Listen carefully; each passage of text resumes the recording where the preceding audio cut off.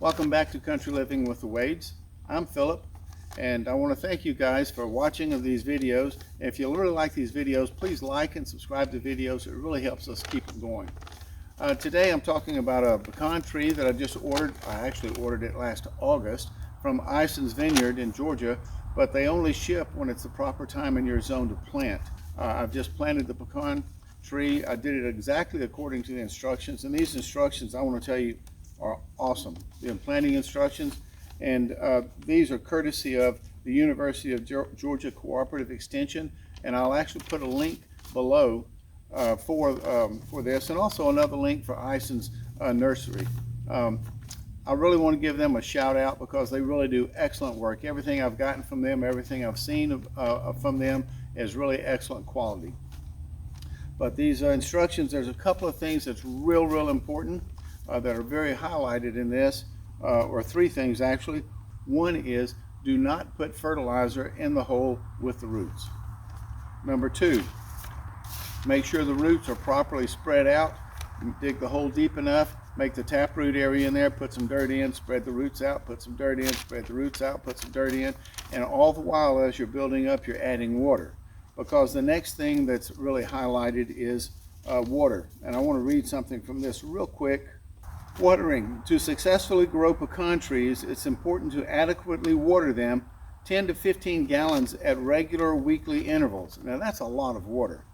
Either by rainfall or irrigation for the first 2 to 3 years. Most young pecan trees lose a large percentage of their roots during digging and transplanting, and their limited root system must be supplied regularly with water. And this is the highlighted part in bold.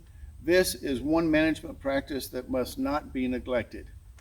Okay, I want to follow that completely. I tried to follow exactly what it was on the instructions, and I'll even give you a printout of this page here that shows the diagram of the root layout and stuff. This is really important. The pecan tree I ordered is a desirable because I already had three Stuarts that were already in line with it. So this desirable pollinates real well with the Stuarts because it comes from the Stuart. And also the Stuarts pollinate from the desirable. So to get better fruit from all of them, that's the goal. The other three that I already have, the three Stuarts, they're not big enough yet, they're not mature enough yet to produce fruit, so it's a perfect time for me to go ahead and plant a desirable with these. We really hope that you're enjoying these videos. Like and subscribe. Be careful. God bless you. Well, I have another package that arrived yesterday. This is from Ison's Nursery, so I'm expecting it's a pecan tree that I ordered several months ago. Let's see. I'm really surprised how big the box is. This thing is heavy down on the bottom end. Let me open it up from the bottom. Get my knife out.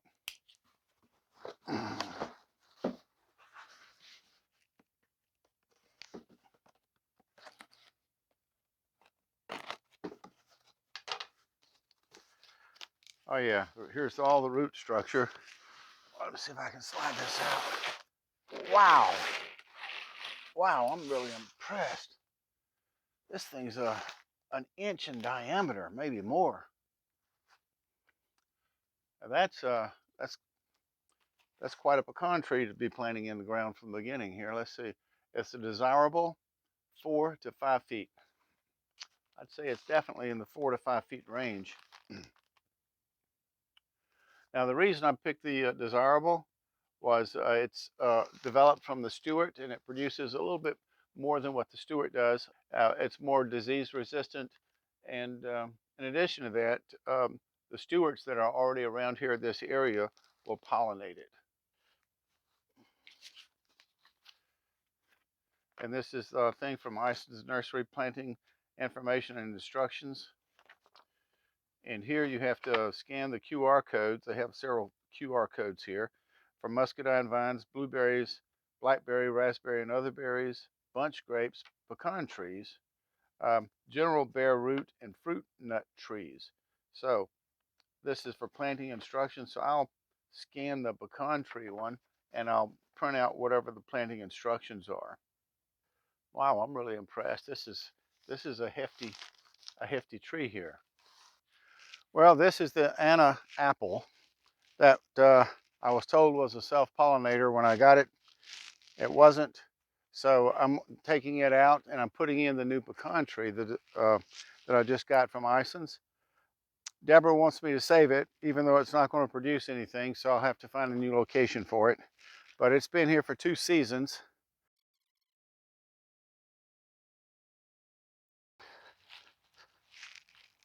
Oh, look at there.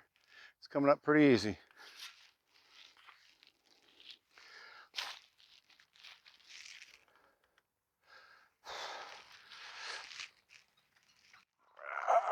It's not as easy as I thought.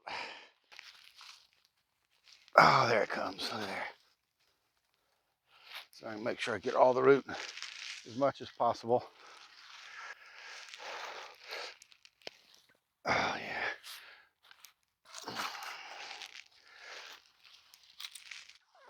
Oh, wow.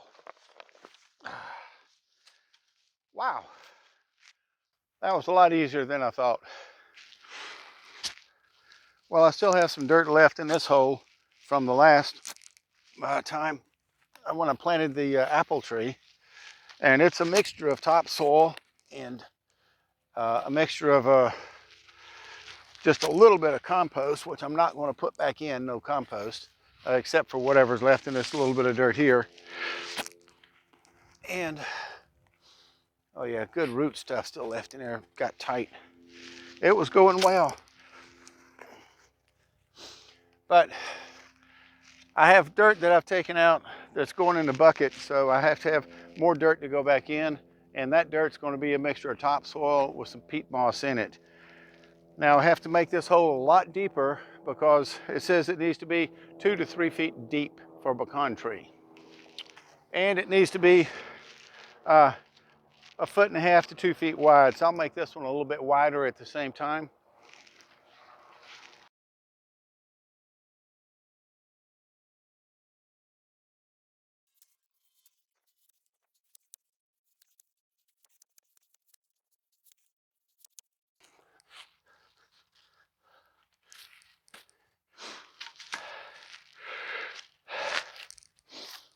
Whew.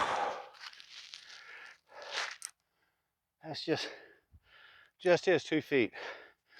I have a mark on my post hole diggers right here. So when we build wheel trail ramps for our houses, I'm in the Lions Club, and that's one of our volunteer services that we do here locally. We have to, oh, excuse me. We have to dig all the post holes 24 inches deep and concrete them in. Even as at the end of the walk, it only pokes up this high. It's got to be 24 inches deep. So my post hole diggers have a 24-inch mark on them. And this now is just at the 24-inch part. So I'm gonna go a little bit further since it's at minimum of 2 feet. And I'm gonna use post hole diggers because it's easier to get the dirt out without having to dig a larger diameter hole. Whew, let me see how deep I am now. Okay, I'm about 2 feet, 5 inches, almost 2.5 feet. That's deep enough. All right, here's my tree.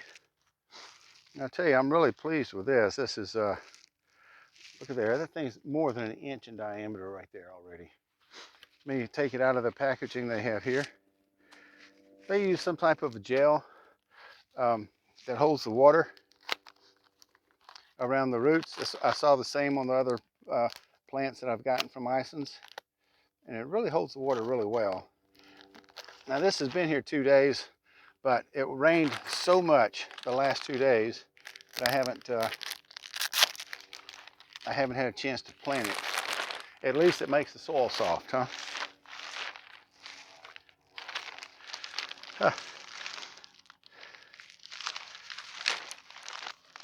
Oh yeah, I can see all the gel on there now. But the roots, boy, they go way up here. See what this says here. I didn't see this before. Oh, it's my invoice $40.95 for the tree and $16.95 for the shipping, for a total of $57.90. And I want to say, okay, I purchased this. Here's the date I purchased it. August 21st.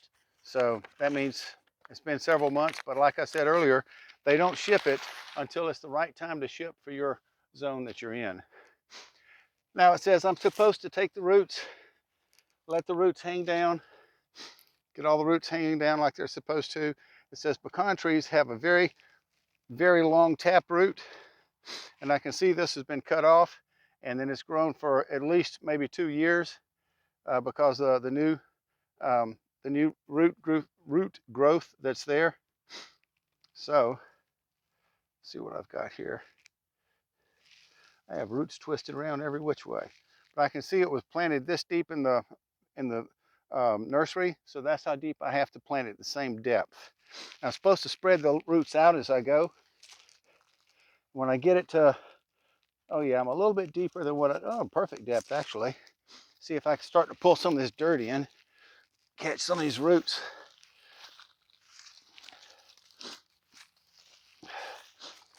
Don't drink my water, that's for my tree.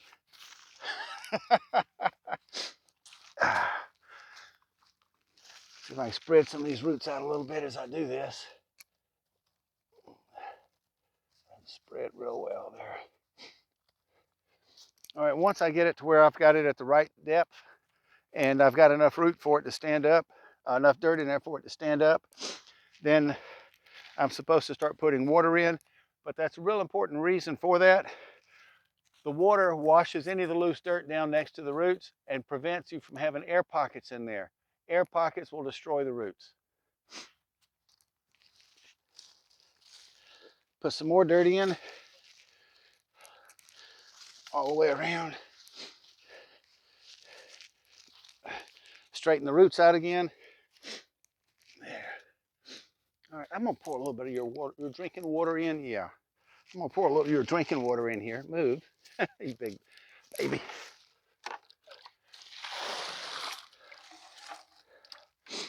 Oh yeah. Putting this in by hand lets me break it up and spread it a little bit better than just dumping a shovel full in.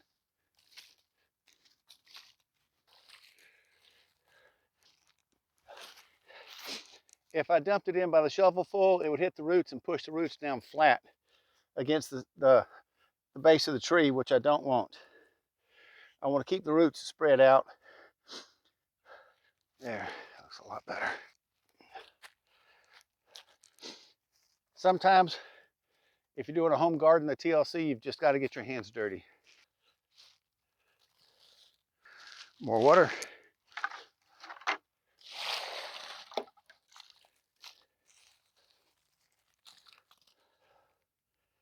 A few more roots up here at the top. Let me get them out. Spread them around in the hole.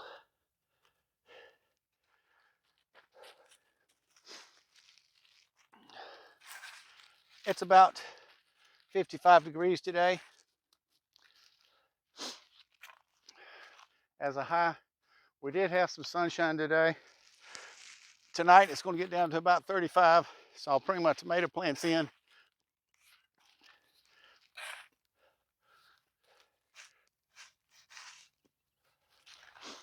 A little more water.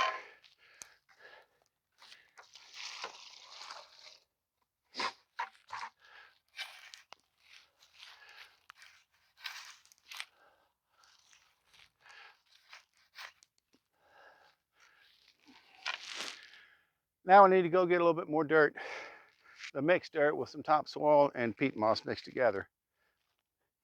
I'll get some more water too. Well, I've got some more dirt and water, and this dirt, like I said, is topsoil with peat moss. That's about half and half.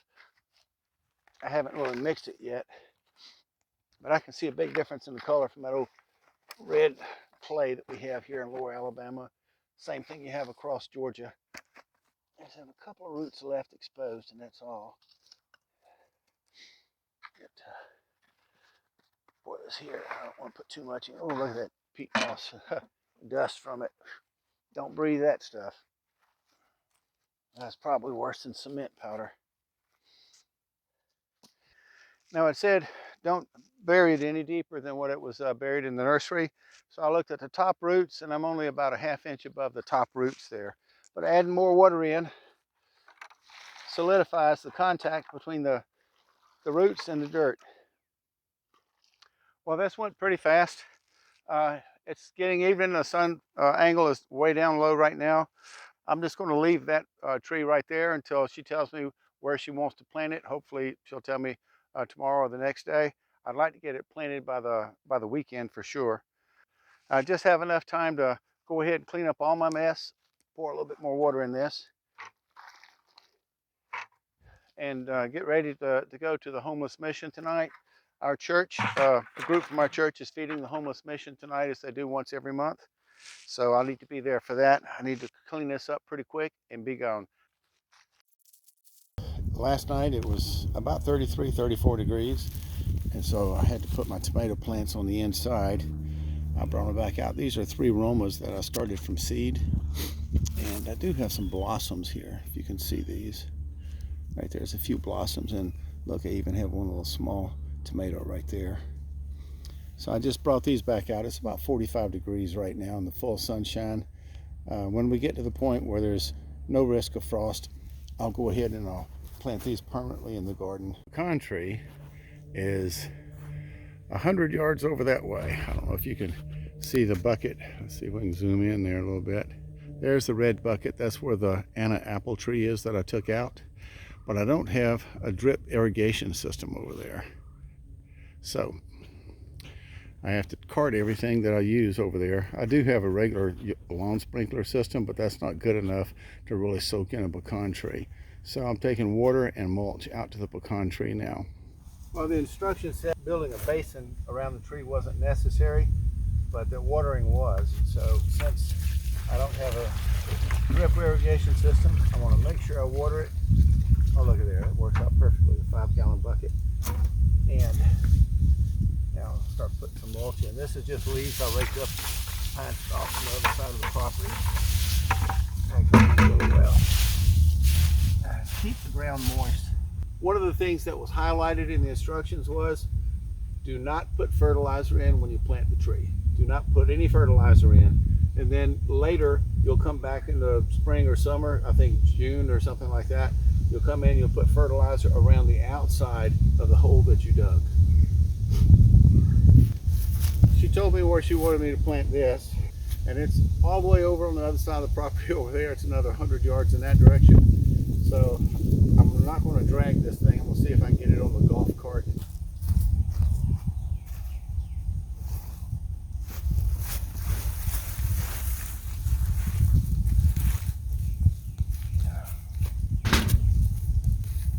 It didn't feel as heavy as it did the other day. Maybe I was just tired.